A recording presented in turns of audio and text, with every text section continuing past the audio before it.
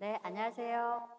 오늘 야 너도 데이터 사례로 만나는 데이터 그리고 친숙해지는 방법에 대해서 특강을 맡게 된 저는 CS3의 전혜경 부대표입니다. 여러분 반갑습니다. 제가 오늘 여러분들과 함께 얘기를 나눠보려고 하는 거는요. 좀 한 세 가지를 조금 주제를 좀 준비해 봤습니다.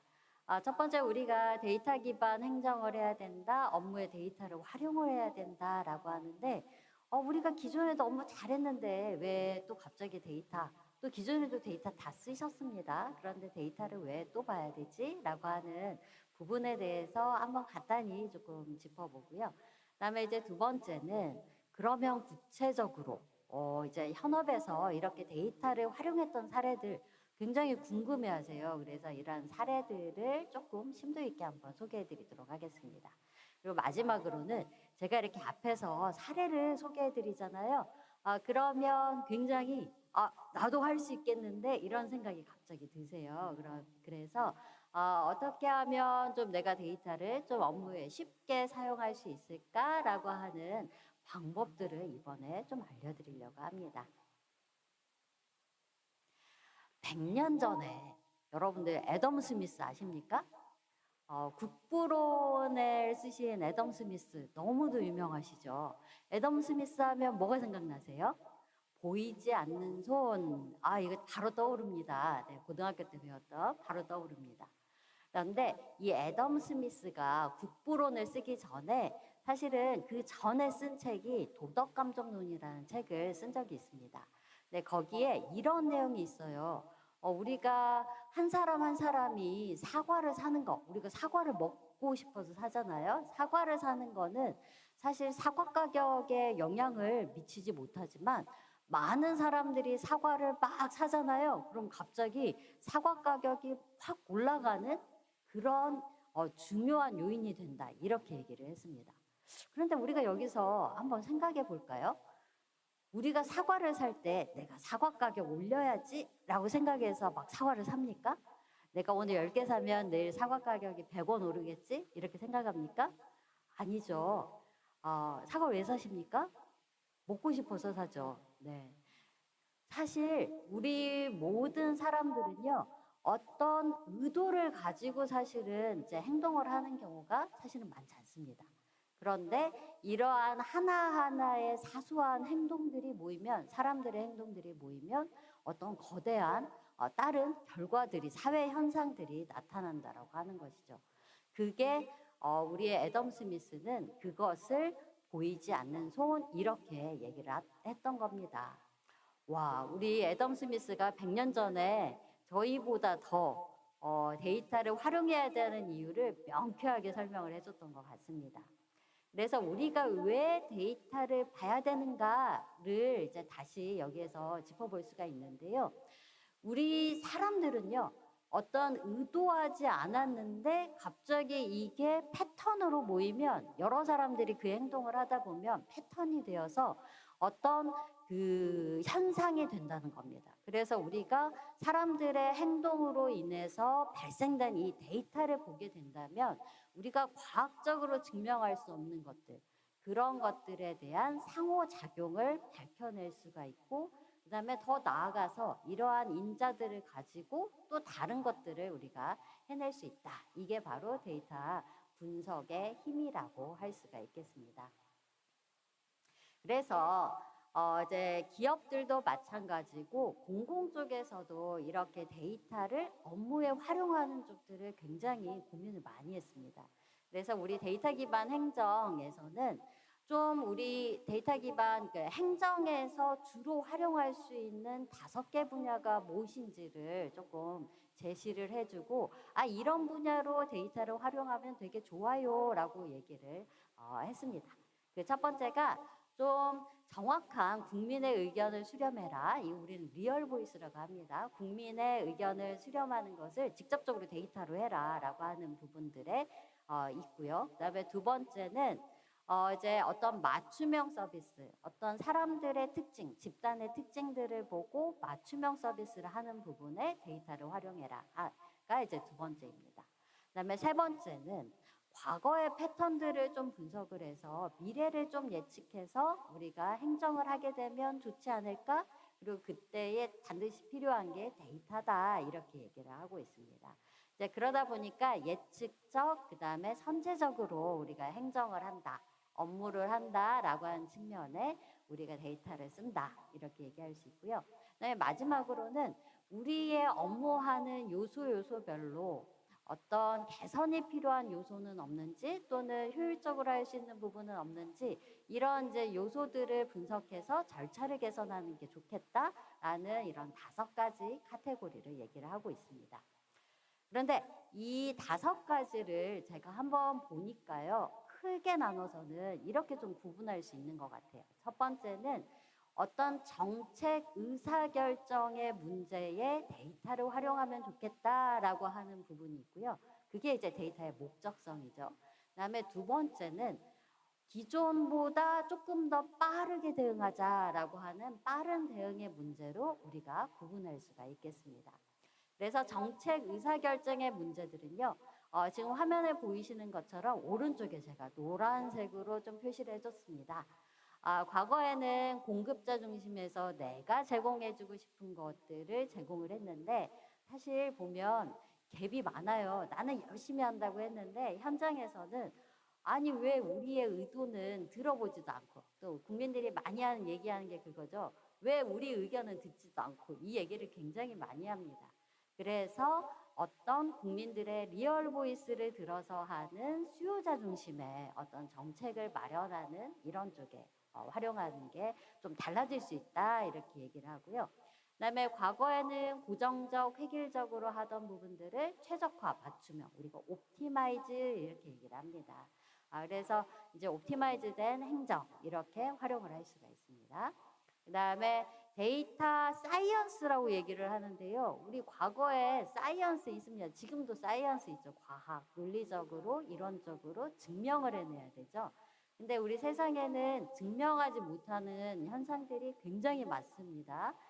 이제 그 세계를 이해하기 위해서 과학적으로 가설 수립해서 막 수학적으로 증명하고 하는데 이런 것들이 다 할 수가 없어요. 그래서 이제는 그런 것들을 데이터로 활용을 해서 한다라고 하는 과학적 행정을 얘기를 하고 있습니다. 이게 데이터 사이언스 이렇게 얘기할 수 있죠. 그다음에 빠른 대응의 문제는요. 과거에는 사건이 발생한 후에 홍수가 발생한 후에 막 이렇게 사후 대책, 리액티브로 업무를 했다면 이제는 미리 사전에 예측해가지고 프리벤티브, 조기 감지 대응으로 한다라고 하는 측면이 또 있습니다. 그다음에 이제 과거에는 우리가 다른 나라들 선진 사례들 많이 따라했어요. 그런데 이제는 한번 둘러보시면은 이러한 그 해외에 따라할 만한 것들 못 찾으실 거예요. 왜냐? 우리나라가 굉장히 앞서가고 있어서 우리나라가 오히려 선진국이 되어서 다른 나라들이 우리를 많이 따라합니다. 그러니까 우리는 더 그 리더 국가로서 이러한 사례들을 우리가 더 나아가서 만들어야 되니까 이제 프로액티브하게 미래를 좀 더 예측해서 정책을 수립하는 이런 빠른 대응의 문제로 할 수가 있겠습니다. 그래서 결론적으로 얘기를 하면은요. 데이터 기반 행정이라고 하는 것은 우리가 어떤 기술적인 것을 얘기한다기보다는 빅데이터의 활용을 업무적으로 어떻게 잘 활용할 수 있을까? 결국에 한마디로 얘기해서 기존보다 업무를 조금 더 잘해보기 위해서 우리가 데이터를 활용한다 이렇게 보시면 되겠습니다. 그러면 우리가 구체적으로 그럼 어떤 포인트에 우리가 데이터를 활용할 수 있을지 한번 보겠습니다. 우리가 업무를 하는 데 있어서요.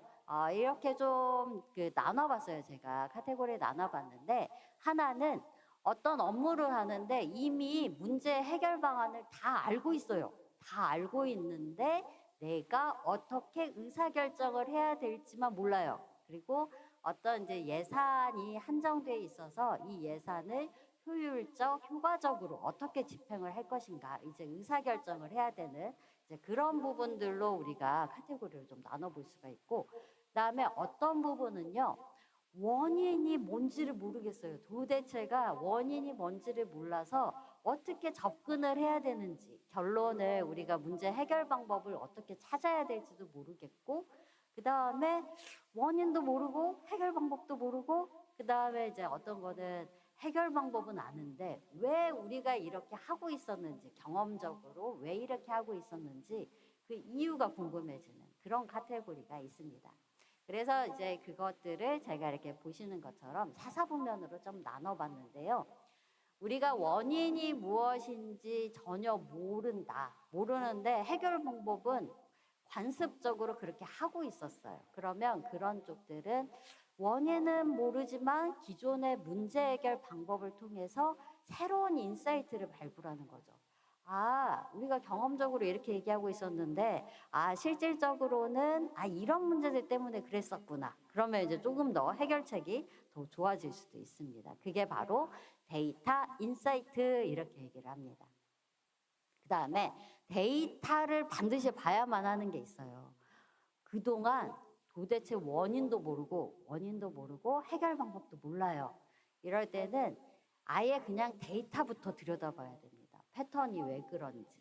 그래서 그게 우리가 디스커버리라고 하는 우측 하단에 있는 영역인데요. 이게 바로 우리가 탐색적 데이터 분석을 할 때 주로 많이 씁니다. 그래서 이때는 편견 없이 그냥 데이터로부터 출발합니다. 상단에 있는 것처럼 출발점이 데이터예요. 그래서 저희 같은 분석가들은 사실은 요 디스커버리부터 시작을 합니다. 그래서 모든 편견을 지우고 그다음에 업무에 대한 거, 그다음에 데이터가 보여주는 패턴으로 어떤 현상과 그다음에 이게 보여주는 의미가 무엇인지 계속 찾아내는 그런 쪽으로 접근을 합니다. 이게 데이터로부터 출발하는 방법이 되겠습니다. 우측이. 그러니까는 결론적으로 얘기를 했을 때 원인이 뭔지 잘 모를 때 그때 데이터를 주로 사용을 하겠구나 이렇게 보시면 되고, 그다음에 왼쪽에 있어서는 내가 원인은 알지만 어떻게 해결을 해야 되는 게 효율적인지 그걸 판단하기 위해서 뭐 최적 배치 방안이라든지 이런 거 분석하잖아요. 그런 부분이 왼쪽에 옵티마이제이션, 그다음에 솔루션이라고 하는 영역의 데이터의 활용 요소가 되겠습니다. 그런데 모든 것들을 하기 전에는요, 기존의 경험 기반으로 했던 것들을 이제 과학적으로 하기 위해서는 제가 추천드리는 것은 우리가 원인도 알고 그다음에 문제 해결 방법도 다 알고 있다라고 너무 맹신하지 마시고 내가 틀릴 수 있다. 왜 이렇게 해야만 하지를 꼭 질문을 해보시고 제가 생각할 때는 오른쪽에 내가 모른다라고 생각을 하고 다시 한번 접근해 보시는 게 우리가 인사이트를 얻는 비결이라고 볼 수가 있겠습니다. 우리가 이제 그러면 구체적으로 현장에서 어떻게 데이터를 활용을 하나 이거를 좀 구체적으로 보여드릴게요. 여기에서 보여드리는 사례는요. 거창한 분석 도구를 활용하지 않았어요.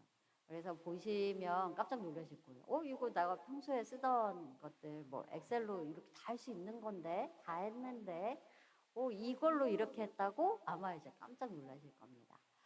첫 번째는요. 진짜 현업에 계신 분들이 분석한 겁니다.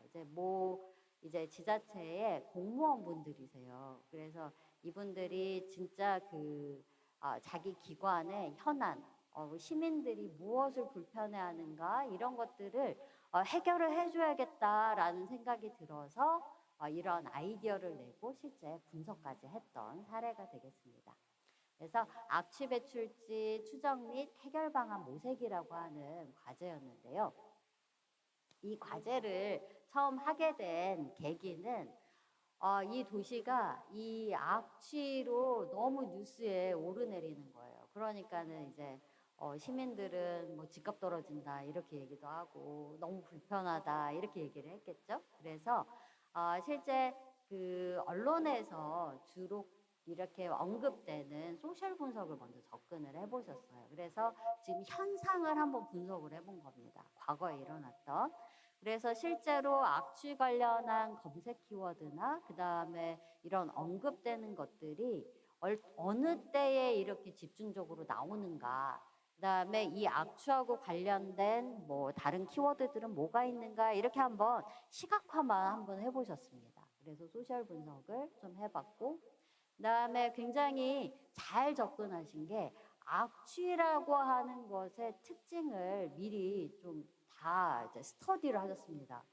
그래서 악취의 과연 특징이 뭘까를 해보니까요, 되게 중요한 요인이 뭐냐면요, 악취는 굉장히 주관적이다라고 하는 거를 사실을 알 수가 있었어요.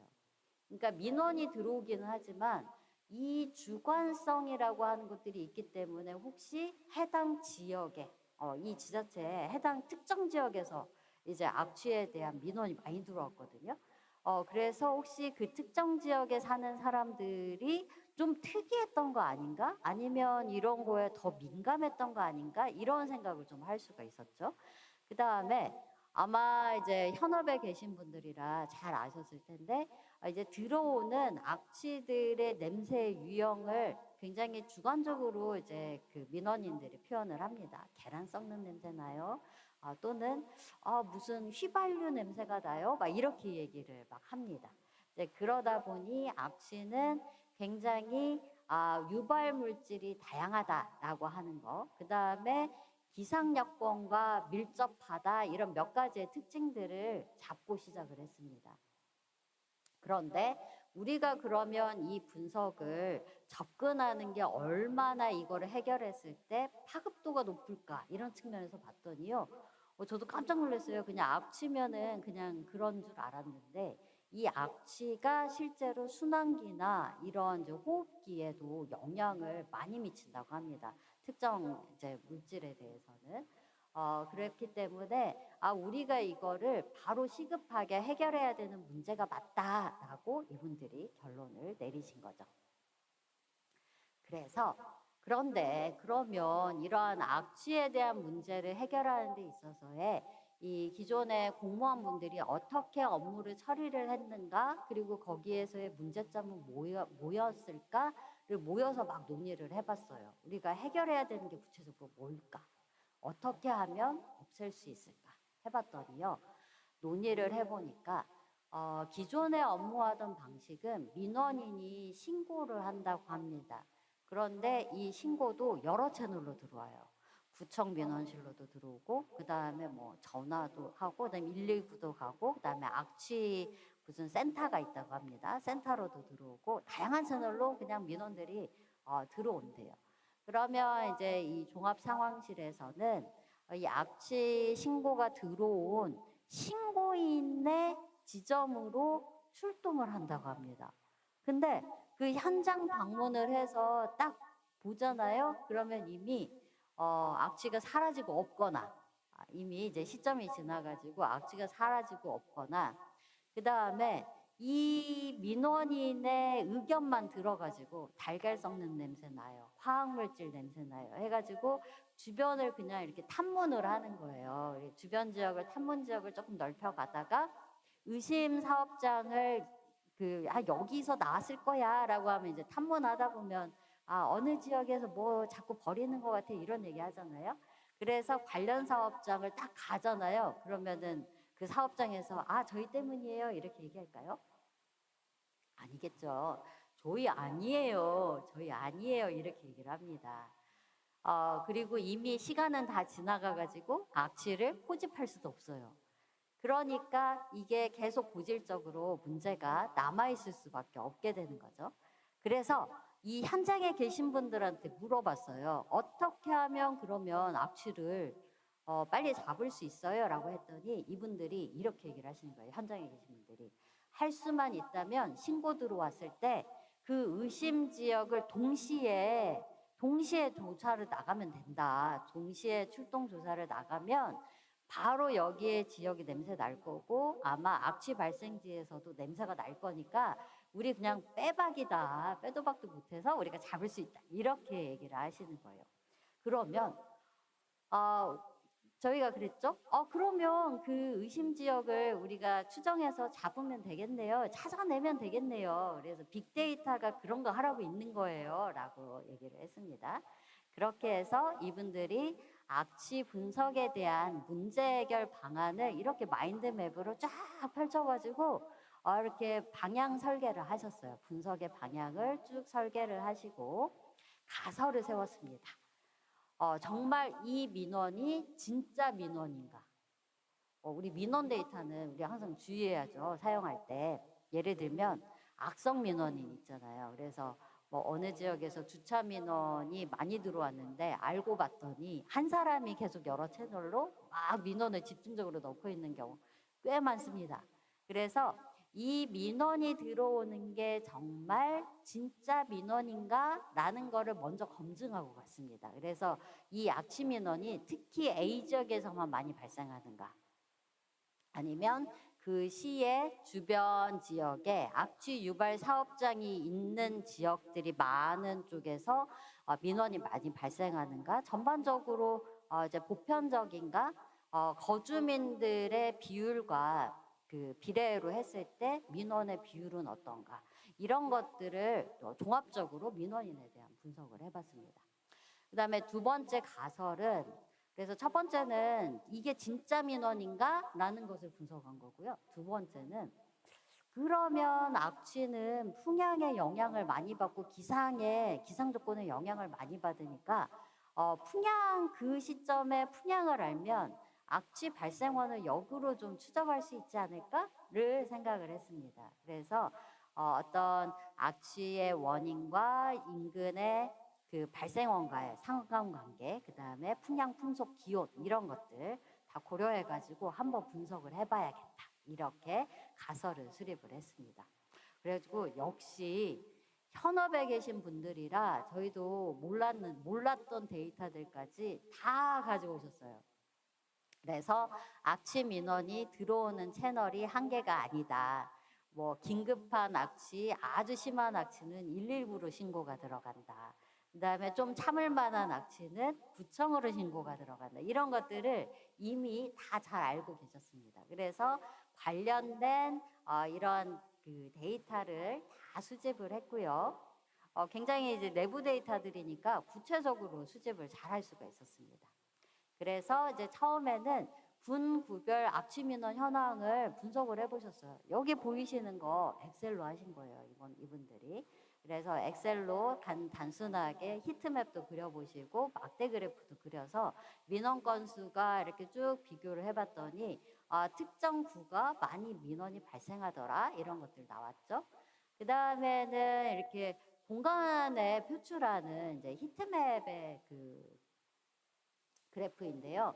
이렇게 해서 악취 유형을 가지고 분포 그래프, 원 그래프도 그려보고 그 다음에 빈도수 분석도 해보고 그 다음에 지역에 이렇게 표출을 해서 공간 시각화도 이렇게 해봤습니다. 그랬더니 뭔가 패턴이 있는 거예요.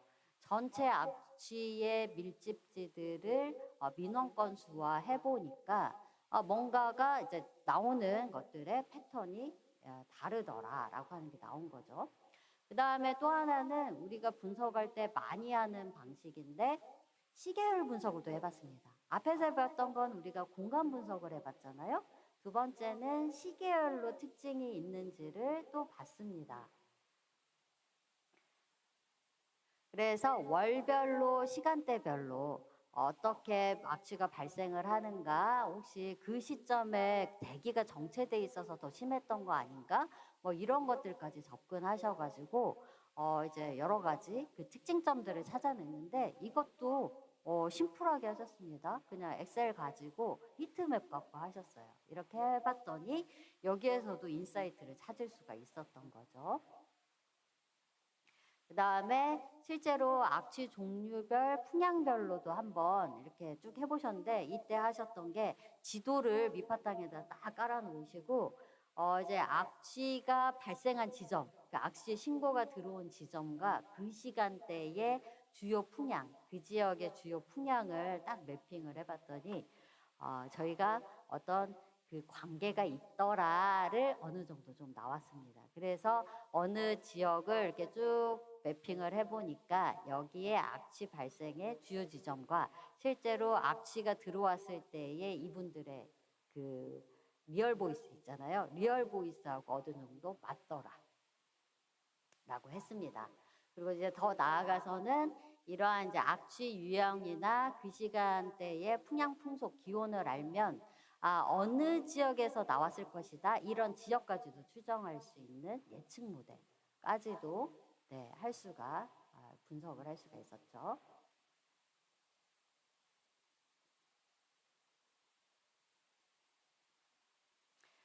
그래서 이분들이 이 분석을 하게 된 계기는요, 사실은 계기는 기존에는 악취 발생 추정지를 이제 사업장을 가게 되면 항상 거기서 발뺌을 했대요. 그런데 뭔가 근거가 없고 심증만 있으니까, 물증이 없고 심증만 있으니까 당신네들 때문이야 라고 얘기를 못했던 거죠.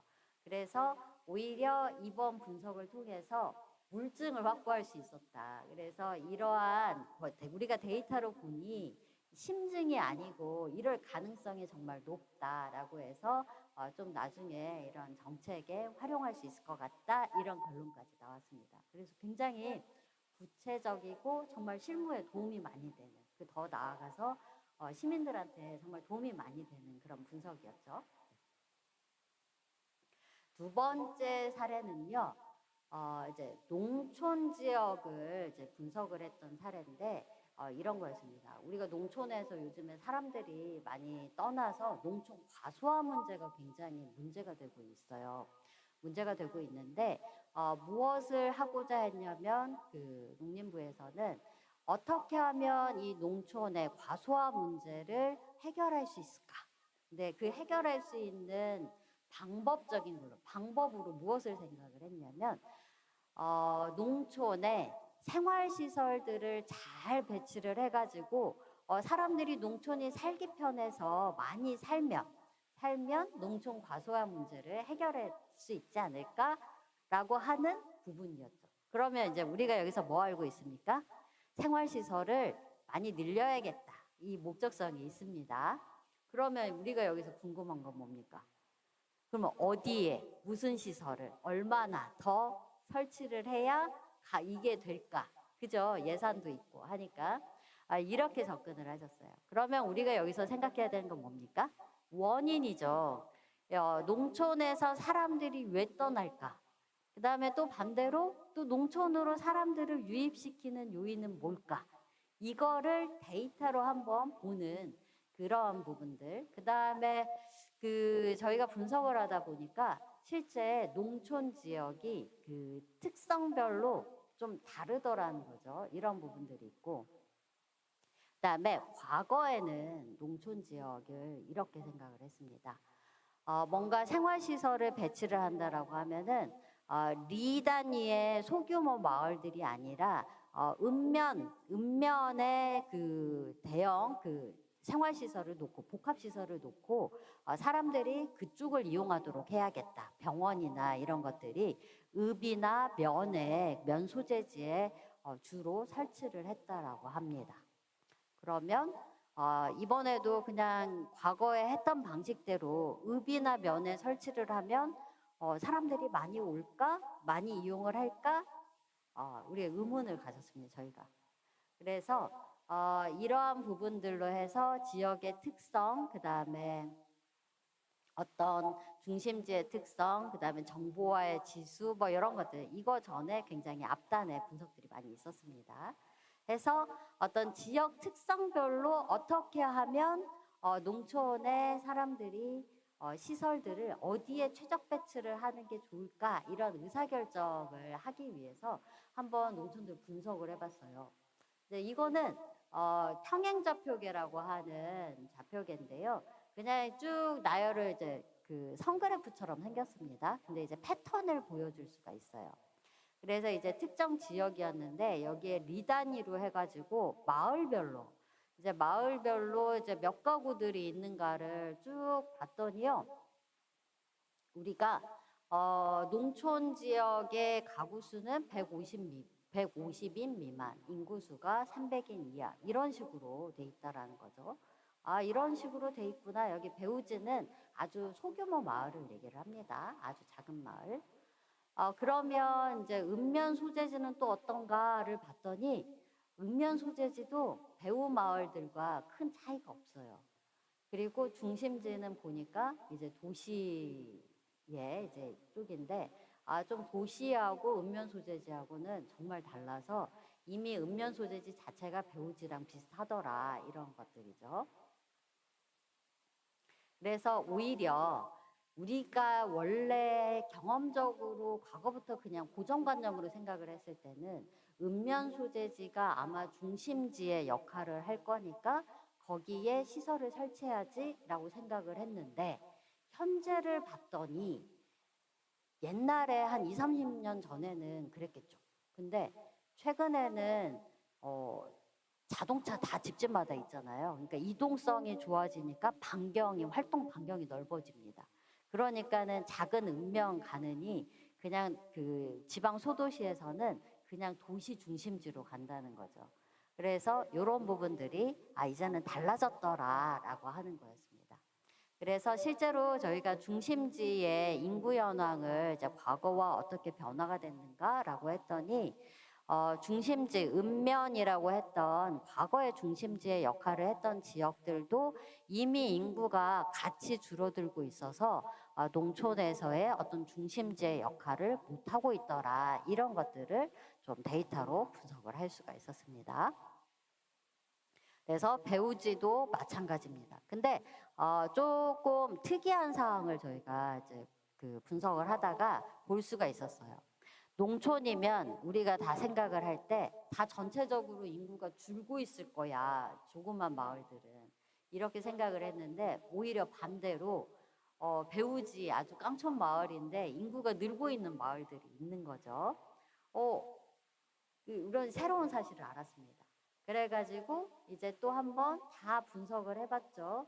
그랬더니 이 농촌 마을별로 어떤 과소와 소멸지, 그 다음에 마을 소멸 고위험군, 그 다음에 인구수는 많지만 이제 10년간의 인구의 변화를 봤더니 지금 과소화가 급격하게 진행되고 있는 위험군들 이렇게 조금 분석을 해볼 수가 있었어요. 우리 다 데이터 보면서 인사이트 얻은 그런 결과들입니다.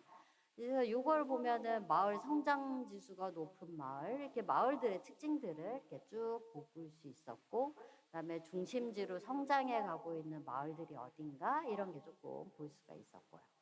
그다음에 이제 면읍 소재지 다 퍼런 거 보니까는 다 인구들이 적은 그런 쪽이었습니다.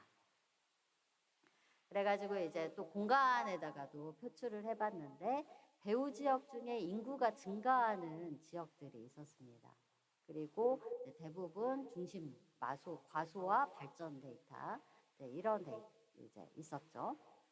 그러면 이제 중심지의 접근성은 어떻게 되는가? 생활환경 시설을 설치를 해야 되니까 이제 어떤 마을별로 상업시설에 대한 분포 현황을 봤더니 저희가 앞에서 봤던 그 데이터대로 이미 도심 지역이 중심지의 역할을 하고 있었고 일부의 면만 이제 상업 지역들이 몰려 있는 이런 패턴을 볼 수가 있었습니다. 오히려 이렇게 지도에다 표출해 보니까 훨씬 우리 인사이트를 얻기에 좋죠. 근데 그러다 보니 아예 이 면이나 그다음에 도심 지역에서 멀리 떨어진 아예 이런 생활 서비스의 소외 지역들도 이렇게 반경에서 나올 수가 있었죠.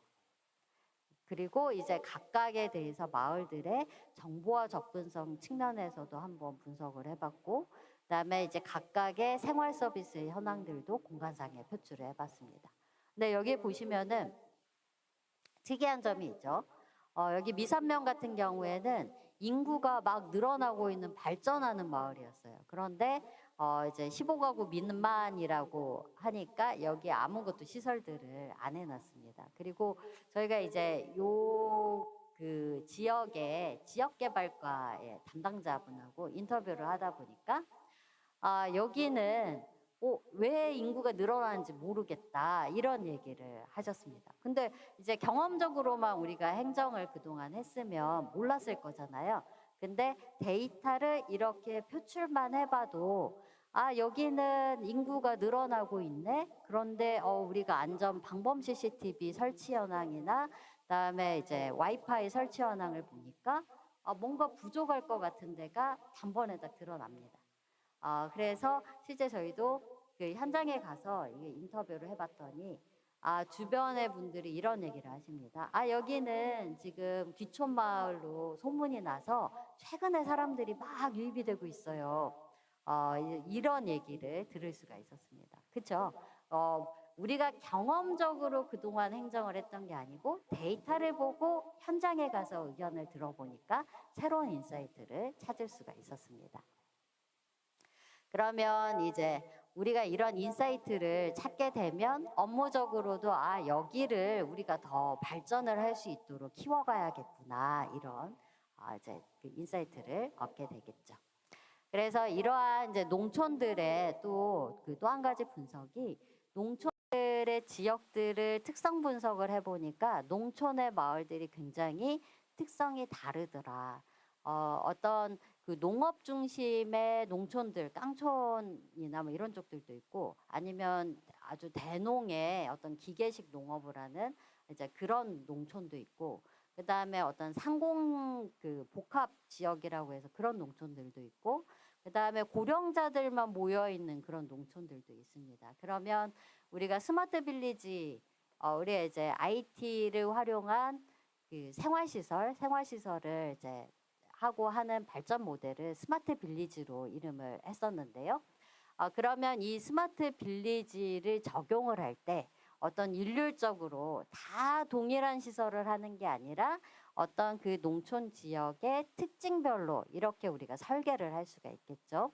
예를 들면 고령자 거주지에는 고령자를 위한 이렇게 패키지로 그 어떤 서비스들이 들어가는 거고 그 다음에 외부에서 귀촌귀농으로 해서 귀촌으로 해서 막 살고자 내려오는 분들한테는 또 그런 부분들에 오히려 그 도시인의 감성을 담은 그런 서비스들로 해서 그 발전을 하면 되겠죠.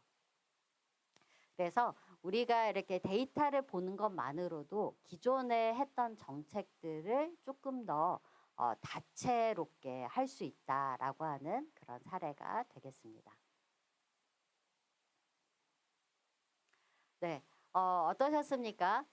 그동안 이제 쭉 보여드리니까 간단하죠? 여러분들 이제 PC에 있는 내 데이터 나도 한번 써봐야지 이런 생각 드시죠? 네.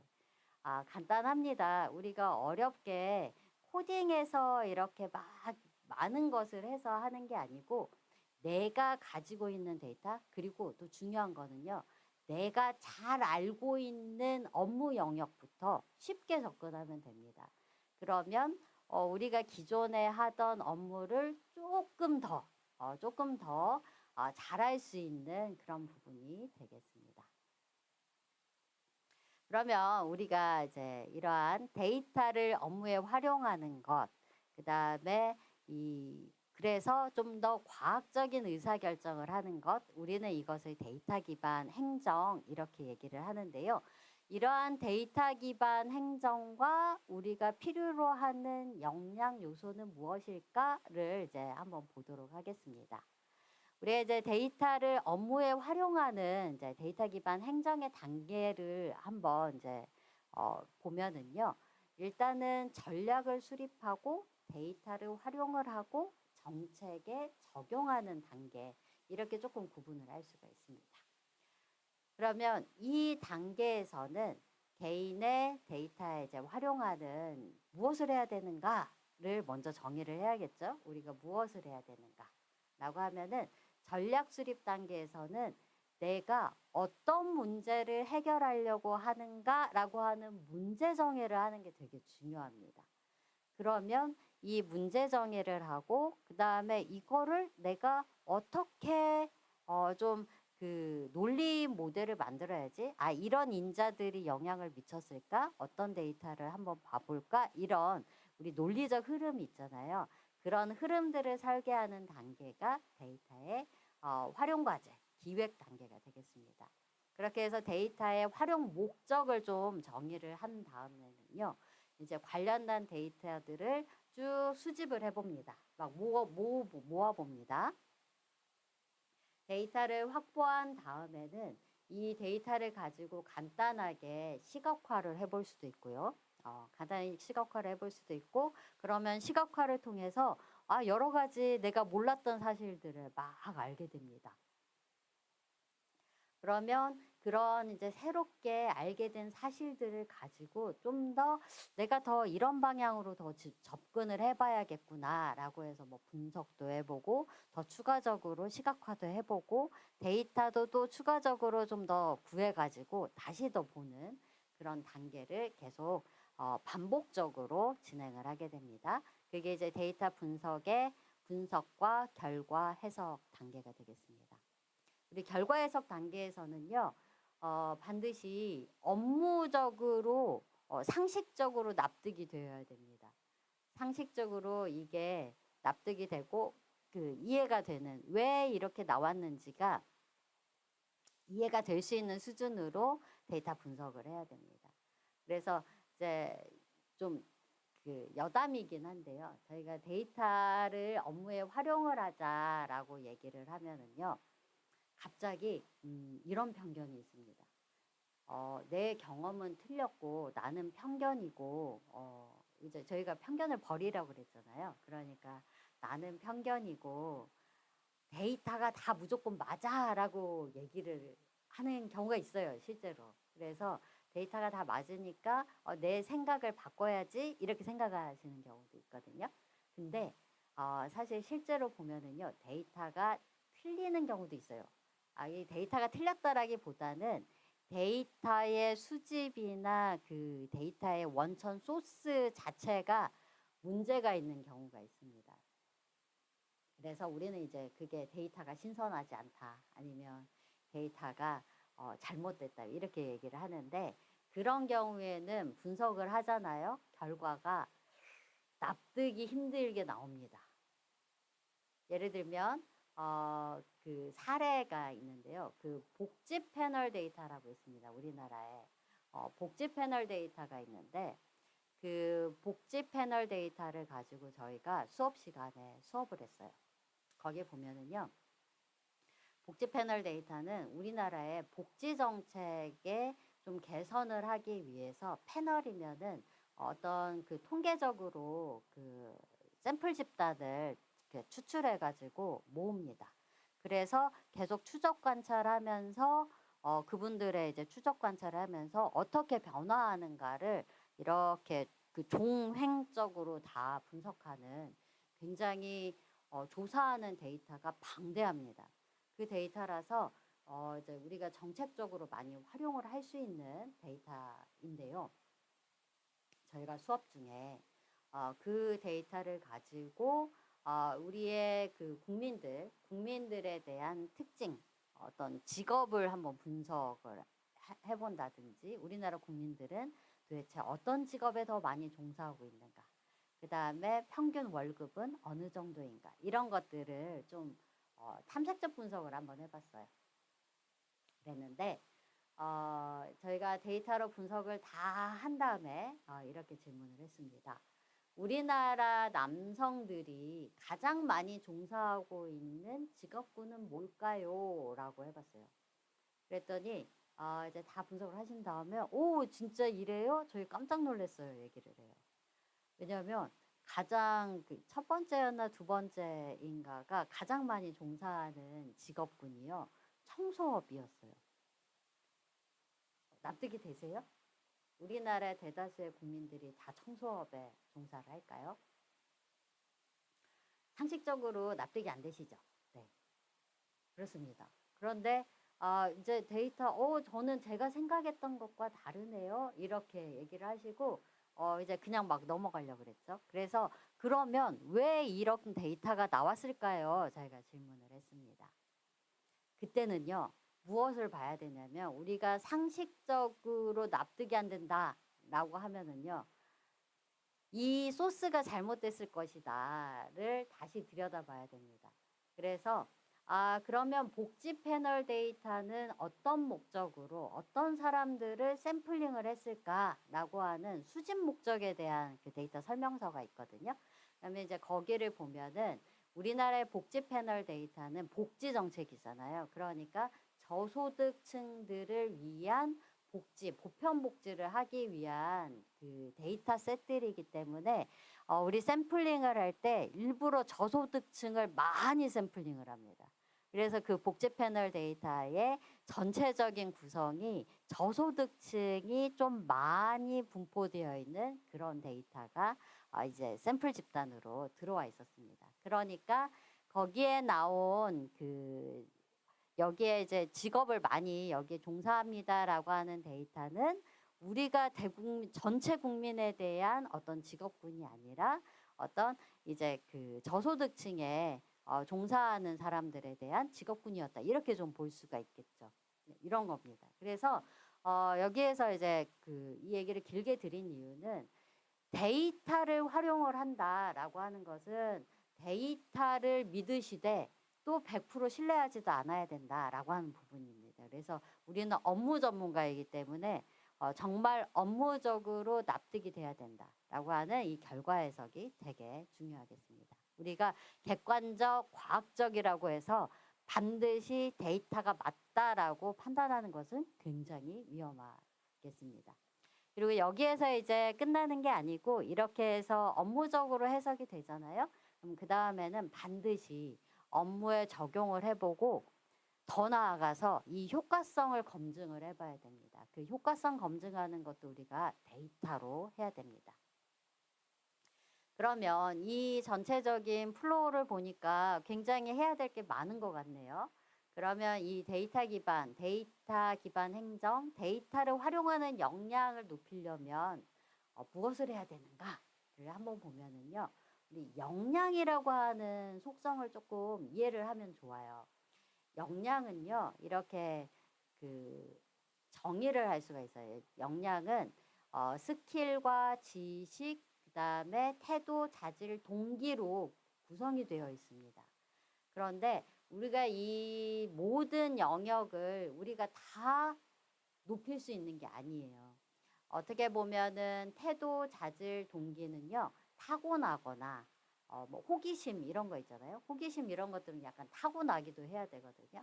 타고나거나 아니면 마인드셋을 내가 바꿔 먹어야만 내가 하고 싶다라고 하는 마인드셋을 바꿔야만 가능한 영역입니다.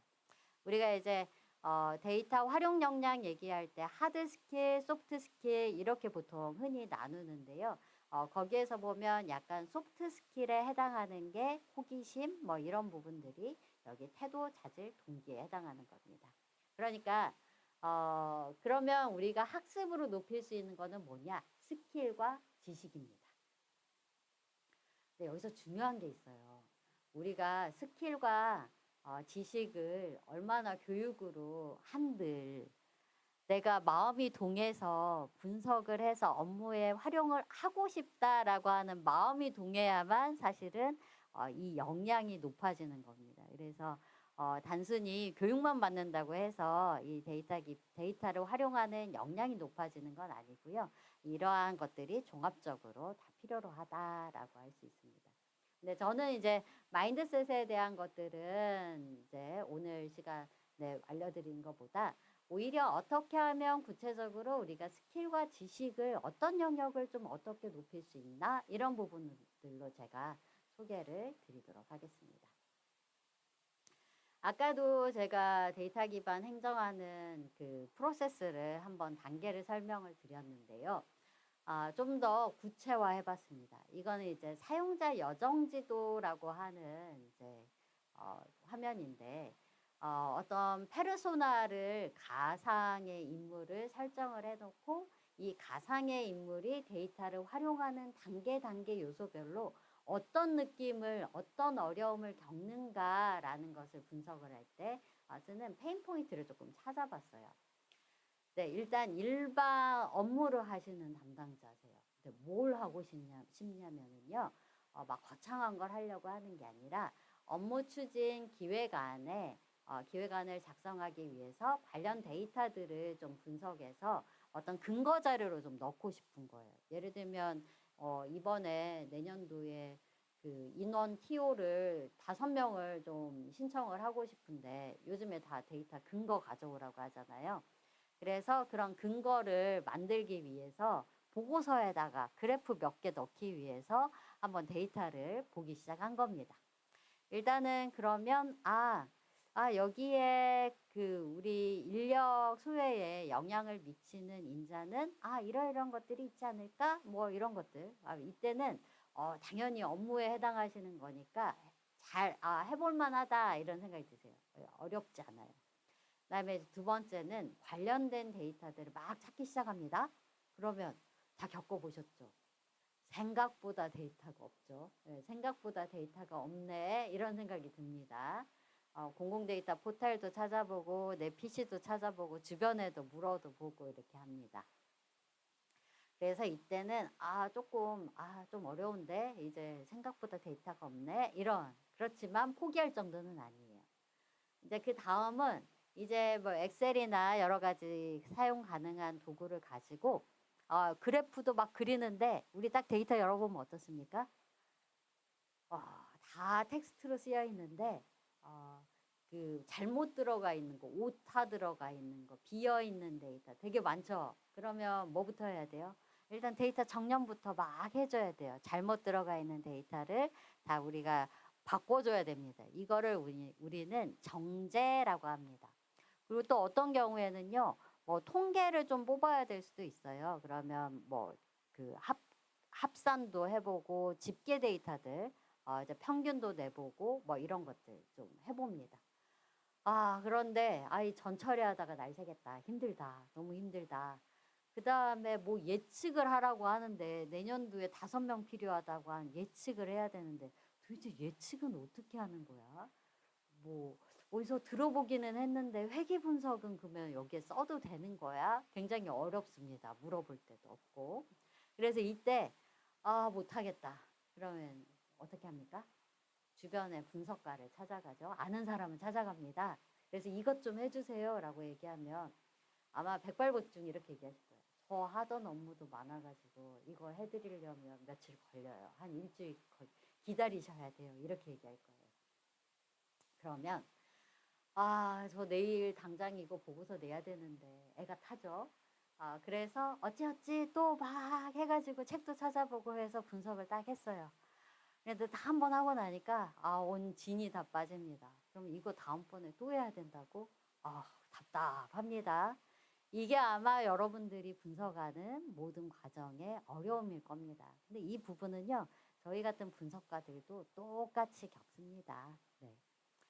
그래서 우리가 데이터 분석 활용, 업무에 활용을 한다라고 하는 것은 우리가 이러한 지식 영역에 있어서 굉장히 많은 영역들의 능력을 요합니다. 그래서 일단은 뭐 데이터를 처리를 해야 되니까 데이터도 알아야 되지. 수집하려면 DB도 알아야 되지. 그 다음에 어떤 수집의 방법, 오픈 API로 막 제공이 되잖아요. 그럼 오픈 API로 어떻게 데이터 불러오지? 뭐 이런 거. 전처리 기법들, 그 다음에 여러 가지 통계, 알고리즘, 뭐 공간 분석, 알아야 될 게 너무너무 많아요. 근데 여기에서 가장 러닝 커브가 가장 긴 영역은 저희가 좀 학생들을 가르쳐 보거나 하면은 제일 어려운 영역은요. 빅데이터 전처리 분석 영역이 좀 많이 어렵습니다. 그렇다 보니까 그리고 많이 어렵고 시간이 가장 많이 걸리는 영역이기도 해요. 그래서 최근에는요. 이러한 뭐 마케터, 행정가, 기획자 뭐 그냥 누구나 이제는 데이터를 사용하는 시대가 왔잖아요. 그래서 어떻게 하면 우리가 모두 다 코딩을 잘할 필요는 없잖아. 왜 귀찮은 걸 우리가 하지? 라는 거. 요즘에 뭐 챗GPT를 업무에 활용해라 라고 얘기하듯이 좀 IT의 어떤 도움을 받아라 라고 하는 부분들이 굉장히 많이 발전했습니다. 그래서 이 데이터 분석의 영역에서도요. 이러한 시민 분석가, 일반인들의 분석을 지원하기 위한 노코드 소프트웨어가 이런 기술적인 부분들을 다 해결을 해주고 있어요. 그래서 지금은 이렇게 다 해결을 해주고 있기 때문에 과거에는 우리가 데이터 분석을 한다라고 하면은요. 파이썬부터 가르쳤어요. 파이썬이나 R이나 뭐 이런 프로그래밍 언어부터 좀 가르쳐야 되니까 대다수가 한 1, 2주 안에 프로그래밍 배우다가 다 포기합니다. 그러면서 갑자기 이런 생각이 드는 거죠. 아니, 내가 학교 때도 프로그래밍 과목을 안 했는데 내가 일하면서까지 코딩까지 해야 돼? 막 이런 생각이 듭니다. 그러다 보니까 그냥 아예 데이터를 활용하는 근처에도 못 가보고 다 포기해버리세요. 그런데 우리가 이것만 알아야 되는 게 아니고 아까 보여드렸던 것처럼 이론적인 부분들 많이 알아야 되잖아요. 그래서 이거를 또 배우기도 벅찬데 파이썬 코딩까지 해야 돼. 그러니까 되게 어렵다는 거죠. 그래서 요즘에 이제 노코드 같은 경우에는요. 코드가 없어요. 노코드는. 코드가 없고 그냥 이제 워크플로우만 쭉 배열을 하면 내가 분석에 적어도 방법들만 좀 알 수 있다라고 한다면은 좀 더 쉽게 분석을 할 수 있고 그 다음에 원래 코드 짜면은 한 4일 걸릴 거를 한두 시간이면 금방 분석 결과 보고서가 나오기도 합니다. 그래서 실제 분석가들은요 이런 소프트웨어들을 많이 쓰는데 오히려 분석 생산성을 위해서 씁니다. 왜냐하면 코딩 짜는 거는 다 시간 걸리는 건 똑같거든요. 그래서 이렇게 됩니다. 그래서 노코드는 R이나 파이썬 몰라도 이렇게 분석의 흐름을 쭉 설계를 하면 내가 원하는 결과까지 얻을 수가 있기 때문에 현장에 계신 분들도 너무 겁먹지 않으셔도 됩니다. 이제 할 수 있는 도구들이 너무너무 좋아졌다. 그러면 우리는 뭐만 하면 됩니까? 공부만 하면 됩니다. 데이터의 분석을 어떻게 하고 데이터를 어떻게 써먹고 하는 영역에 대한 공부만 하면 되는데요. 제가 조금 예시로 좀 학습의 어떤 플로우들을 조금 제시를 해드렸어요. 보면은 좀 초급 수준에서 좀 알아두면 좋은 영역들이 과제를 정의하고 그다음에 데이터를 찾고 그다음에 뭐 데이터의 윤리는 또 당연하죠. 요즘에 그 개인정보라든지 이런 것들 알아야 되니까. 그래서 좀 데이터를 잘 알고 업무 목적에 어떻게 쓸 것인가 하는 부분들을 처음에 접근하시면 좋고요. 그다음에 좀 기술적 영역에서는요. 그 엑셀도 좋고요. 아마 여기에 보면은 첫 분석이 엑셀로 되어 있을 거예요. 엑셀로라도 분석을 할 수 있고 시각화를 할 수 있고 하면은요. 결과 보고서 쓸 수 있습니다. 그래서 우리가 인사이트를 얻는데 전혀 문제가 되지 않아요. 그렇게 해서 초급 수준에서는 그렇게 하시면 되고 그다음에 내가 조금 더 머신러닝 모델이라든지 좀 예측 모델, 회귀 분석 이런 것들도 좀 해보고 싶어 라고 하신다면은 조금 더 한 중급 수준으로 올라가서 좀 전문적으로 데이터 분석을 배워보시면 좋습니다. 근데 여하튼 첫 번째는 일단 데이터를 내가 내 PC에서 활용하는 것부터 시작을 하시면 되겠습니다. 그래서 결론, 네, 우리가 데이터를 업무에 잘 활용하기 위해서는 저는 이 딱 세 가지만 기억을 해주시면 정말 좋을 것 같아요. 일단 아까 제가 중간에 잠깐 언급드렸는데 첫 번째, 내가 경험적으로 아는 게 무조건 맞다고 생각하지 마라. 그죠? 무조건 맞다고 생각하지 말고 이게 꼭 이래야 되나? 꼭 이래야 되나? 왜 꼭 이렇게 해야지? 관습적으로 하던 거 왜 이렇게 해야지? 라고 하는 왜라고 하는 질문. 그 다음에 또 뭐였죠? 데이터가 보여주는 결과가 왜 이게 이렇게 나왔지? 업무적으로 해서. 그래서 이제 경험에 대한 그 뇌피셜도 의문을 가지시고요. 그다음에 데이터가 보여주는 결과도 뇌피셜도 의문을 가지셔야 됩니다. 그래서 항상 왜라는 질문으로 시작을 하셔야 되고 그다음에 내가 기존에 잘하던 업무들 왜 꼭 이렇게 해야지? 한번 생각해 보시는 게 필요합니다. 왜라는 질문으로 꼭 시작하자. 그다음에 두 번째는요. 아까 말씀드렸죠. 기술보다는 데이터를 왜 쓰려고 하는가 가치를 찾는 것이 훨씬 더 중요하다. 데이터의 가치가 더 중요하다. 도구 이런 게 중요한 게 아니에요. 아니 화려한 알고리즘 이런 게 중요하지 않습니다. 정말 그 데이터의 결과가 보여주는 거, 그거에 따른 해석, 그다음에 실제 업무에 적용되는 거 이런 것들이 더 중요하다라고 할 수 있습니다. 그다음에 이제 세 번째는 우리가 이제 역량을 키우는 데 있어서는 코딩보다 데이터 인사이트를 키우는데 더 집중하시는 게 좋습니다. 시중에는 정말 우리 초보자들이 쓰기 위한 분석 툴들이 좋은 게 많습니다. 무료인 툴들도 많고요. 그래서 이러한 코딩보다는 물론 이제 코딩 좋아해서 배우시는 거는 괜찮습니다. 근데 내가 굳이 코딩까지 해가면서까지 하고 싶지 않다라고 할 때는요, 굳이 코딩 안 하셔도 됩니다. 데이터 인사이트, 내가 궁극적으로 얻고자 하는 거는 데이터 인사이트니까 이러한 데이터 인사이트를 키우는데 집중하시는 것이 좋겠습니다. 그래서 이 데이터의 업무 활용 세 가지 꼭 기억하시면은요, 이제 우리나라의 모든 행정들이 굉장히 좋아질 것 같아요. 네.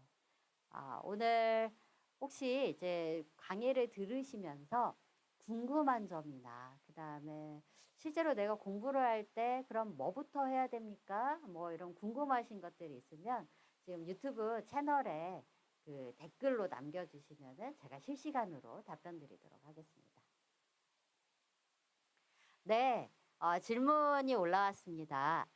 임난희 님께서 질문해 주셨는데 데이터 분석 결과를 업무에 적용했을 때 효과성을 측정하는 방법이나 지표 등에 대해서 설명해 주세요 라고 얘기를 했습니다. 그리고 두 번째는 데이터를 업무에 적용할 때 적용 효과성을 확인해 봐야 한다고 설명하신 부분에 대한 질문입니다. 이제 같은 질문이네요. 네. 그 분석 결과를 업무에 적용했을 때 효과성은요, 데이터의 효과성이 아니고요, 업무의 효과성입니다.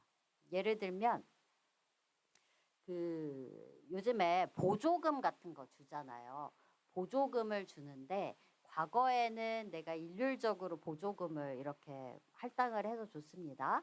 그런데 내가 보조금을 좀 그 어떤 맞춤형으로 정말 필요한 부분에 보조금을 줬어요.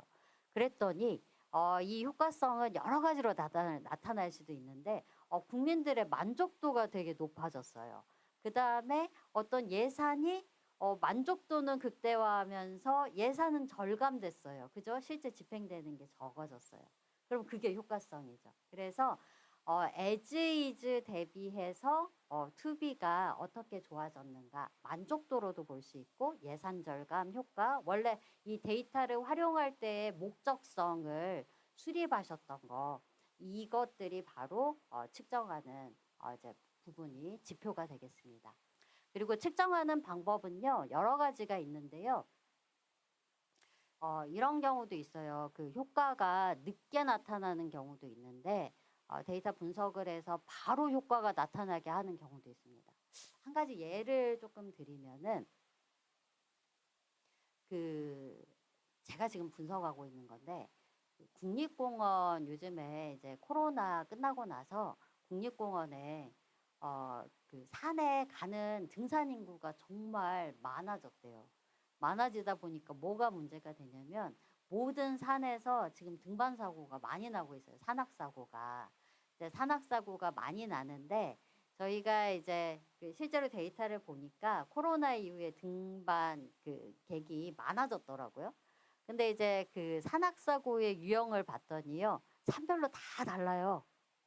예를 들면 그 서울에 있는 북한산 같은 경우는요. 산의 난이도는 되게 높은데 가는 사람들의 특징을 보면은 다 동네 뒷산처럼 생각하고 갑니다.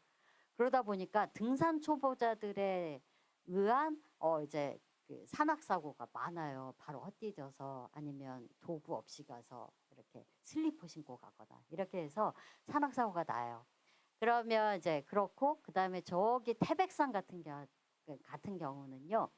거기 동네 뒷산으로 생각하고 안 갑니다. 태백산은 굉장히 장비를 다 갖추고 가는데 만약에 날씨가 변화무쌍해가지고 날씨가 이렇게 갑자기 바뀌어버리면은 이제 고립돼 버리거나 이렇게 돼요. 그래서 저희가 그 어떤 산들의 특징을 보니까 이런 산악사고의 유형이 다르고 그 다음에 한 2월이나 9월을 보면은요. 그때 갑자기 산악사고가 확 치솟습니다. 그래서 이런 분석들 되게 간단합니다. 저희 입장에서는 이제 간단한데 이걸 딱 분석을 해서 저희가 이번에 이거를 해보려고 해요. 그래서 그러면 산별로 특징이 다르잖아요. 산옥사고에 그런 패턴이 다르기 때문에 그러면은 산별로 어떤 안전사고를 줄이기 위한 그 방법들을 다 다르게 적용을 해보는 거죠. 맞춤형으로. 이렇게 해서 바로 적용을 한 다음에 그 적용을 한 지역과 그 유사한 다른 국립공원은 못 했잖아요. 그러면 이제 그 지역이랑 또 비교를 해보는 거죠. 그렇게 해서 전과 후를 비교하는 이런 테스트를 해보려고 하는데 이게 바로 조금 A/B 테스트라고 하는 분석 기법 중에 또 하나입니다. 그래서 바로 업무에 적용을 해서 효과성을 전과 후를 비교할 수도 있고 아니면 정책을 시범적으로 적용을 해서 두 지역을 비교를 하는 거, 약간 유사한 지역들 선정해가지고 이렇게도 좀 활용을 할 수가 있습니다. 네, 두 번째 질문에 대한 얘기 나눠보겠습니다. 네. 노코드 소프트웨어를 활용해서 분석을 하는 경우 직접 코딩해서 분석하는 거에 비해 깊이나 퀄리티가 떨어질 수 있다고 생각하는데 괜찮을까요? 이렇게 얘기를 하셨습니다. 여러분 이제 혹시 래피드 마이너라고 혹시 들어보셨습니까? 이 래피드 마이너는요. 대학에서 해외 대학에서 개발을 한 노코드 분석 소프트웨어예요. 근데 전문 분석 소프트웨어입니다. 그리고 SPSS라고 하는 것들도 노코드입니다. 근데 그것들이 조금 떨어집니까? 전문 분석 툴이죠. 전문 분석 툴입니다. 그런데 단순히 코드만 다 이제 어떤 그 블럭에 다 쌓아놨을 뿐이지 안에 들어있는 분석에 대한 내용들, 실제 돌아가는 것들은 이게 전문적이지 않다라고 얘기를 할 수가 없습니다. 전문적이지 않으면은 쓸 수가 없어요, 실제 분석을. 그래서 보이는 게 쉽다고 해서 내용도 전문적이지 않다라고 얘기하는 건 좀 어렵습니다. 오히려 처음에는 쉽게 접근을 했다가 나중에 실제 막상 쓰려고 보면은 이제 어렵게 느껴지는 경우도 많습니다. 결과를 해석하는 부분이 어렵다든지 이럴 수 있습니다. 근데 이제 아마 그 언급하신 노코드 소프트웨어 아마 태블로라든지 이런 시각화 솔루션을 얘기하실 수도 있을 것 같습니다. 근데 시각화 솔루션은 좀 다른 범주이고 이미 분석이 끝난 결과를 시각화만 하기 때문에 우리가 많은 걸 해보기는 좀 어렵고요. 제가 말씀드린 노코드 소프트웨어는 실제 분석과 전처리까지 다 할 수 있는 그런 전문적인 소프트웨어, 분석 소프트웨어가 되겠습니다. 네, 세 번째 질문입니다. 두리님께서 주셨는데 전혀 IT 지식이 없는 사람이 데이터의 가치를 찾기 위해 가장 먼저 해야 할 것은 무엇이라 생각하시나요? 이렇게 질문 주셨는데요. IT 지식이 없는 사람도요, 자기 업무를 하는 거에 있어서는 전문가입니다. 그러면은 내 데이터를 보면서 내 데이터, 내 업무를 먼저 보시는 게 좋습니다. 내 업무를 조금 개선할 수 있는 포인트가 무엇일까? 여기에 관련된 데이터는 뭐가 있을까? 해서 이 데이터를 가지고 단순하게 엑셀이라도 그래프라도 한번 그려보십시오. 아까 이제 그 산악사고 얘기 드렸는데 그냥 월별로 이렇게 한번 그 표출이라도 한번 해보세요. 그러면은 이렇게 하면 조금 인사이트가 생기네 이런 거 조금 얻으실 수가 있습니다.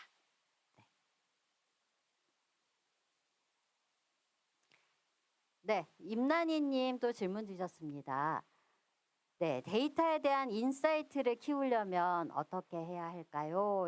질문 주셨는데요. 그 두 가지 측면이 있는 것 같습니다. 네, 첫 번째는 데이터 분석의 결과를 해석하는 능력이 중요하고요. 해석하는 거는 우리가 학습으로 배우면 됩니다. 그다음에 아까 제가 역량을 얘기할 때 뭐라고 그랬죠? 자질과 마인드셋이라고 그랬죠? 두 번째는요, 호기심입니다. 호기심. 그래서 평상시에 저희 이제 이런 이제 분석가들한테는 데이터 사이언티스트들한테는 훈련을 많이 하는데 호기심을 가지라고 합니다. 예를 들면 오늘 비가 왔어. 비가 오면 예를 들면 비가 오면 뭐 우리 흔히 하는 얘기 있잖아요. 비가 오는 날에는 어떤 빵이 더 잘 팔릴까? 뭐 이런 거. 그다음에 이런 호기심도 있을 수 있거든요. 예를 들면 코로나에 코로나 이전과 코로나 때에 우리 그 대기질이 달랐던 거 혹시 생각나십니까? 코로나 전에는 우리 맨날 미세먼지 때문에 바깥 외출도 못하고 답답해 막 이제 오늘 왜 또 미세먼지야 막 이랬는데 코로나 때 왠지 하늘이 맑게 느껴지지 않으셨습니까? 이런 거 관찰에 따른 뭔가 호기심 그러면은요 그 다음은 이제 행동으로 나타나야죠. 뭘 해보시면 되냐 이런 미세먼지 데이터를 코로나 전의 데이터와 코로나 후의 데이터를 그냥 분석을 해보는 겁니다. 해봤더니 저 진짜 해봤습니다. 해봤더니 진짜 코로나 때 공기가 맑아졌더라고요. 미세먼지가 거의 한 3분의 1로 줄었습니다. 그래서 네 그런 것들 그러면 데이터가 이렇게 달라지는구나 이런 걸 좀 알 수 있죠. 네. 네 혹시 더 다른 질문 또 있으실까요? 네, 더 많은 질문들 이제 채팅에 올려주시면은 또 저희가 또 나중에 기회가 될 때 이런 부분들 이제 수업 시간에 또 알려드리도록 하겠습니다. 네. 네, 노코드 소프트웨어 중에 업무 중에 사용할 수 있도록 PC에서 무료로 사용할 수 있는 소프트웨어 추천해 주실 게 있나요? 네. 지금 이제 무료로 사용하는 이제 소프트웨어 중에는 이제 많이 알려져 있는 게 오렌지라고 하는 소프트웨어가 있고요. 근데 이제 아마 데이터에 대한 제약은 좀 있을 수 있습니다. 네.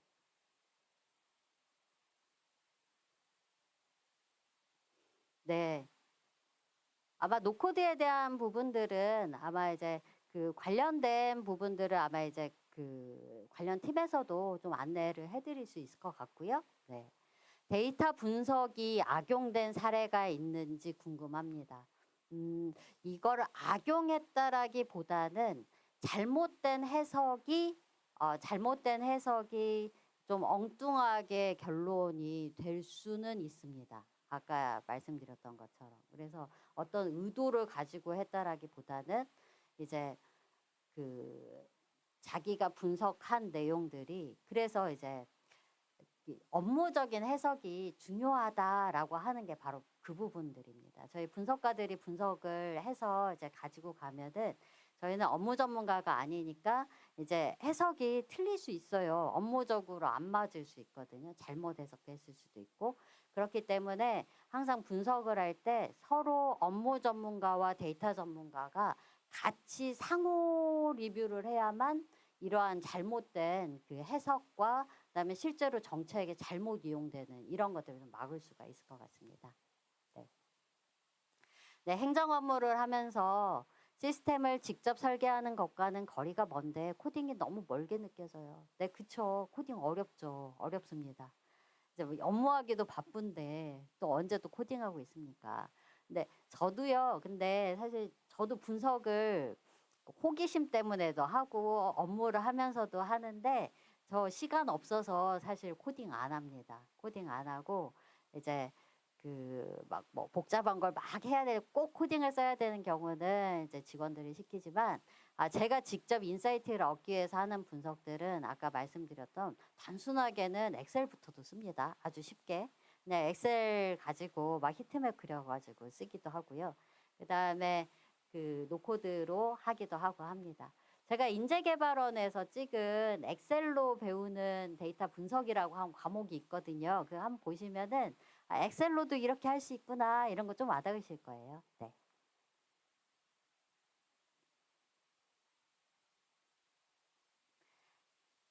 네, 오늘 이렇게 질문 주신 분들은 저희 연락 주시면은 저희가 소정의 선물을 보내드리도록 하겠습니다. 네.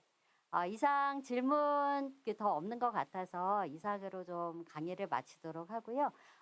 또 다른 저희가 강의 때 좀 뵐 수 있을 것 같아요. 그때도 좀 자유롭게 질문해 주시면 도움이 될 것 같습니다. 네, 이제 오늘의 키포인트는 데이터 분석 활용을 어렵지 않게 느끼셨으면 좋겠다. 아주 가볍게. 첫 단계는 우리가 한 걸음을 떼는 것부터 시작을 해야 되거든요. 그래서 내가 하고 있는, 갖고 있는 데이터들이 맞나, 정말 이게 맞나, 이런 것들 좀 확인해 보는 것부터 시작하는 게 어떨까 싶습니다. 네, 오늘 긴 시간 이렇게 들어주셔서 감사하고요. 저희도 다른 시간에 또 뵙도록 하겠습니다. 이상 저는 물러가 보도록 하겠습니다. 고맙습니다.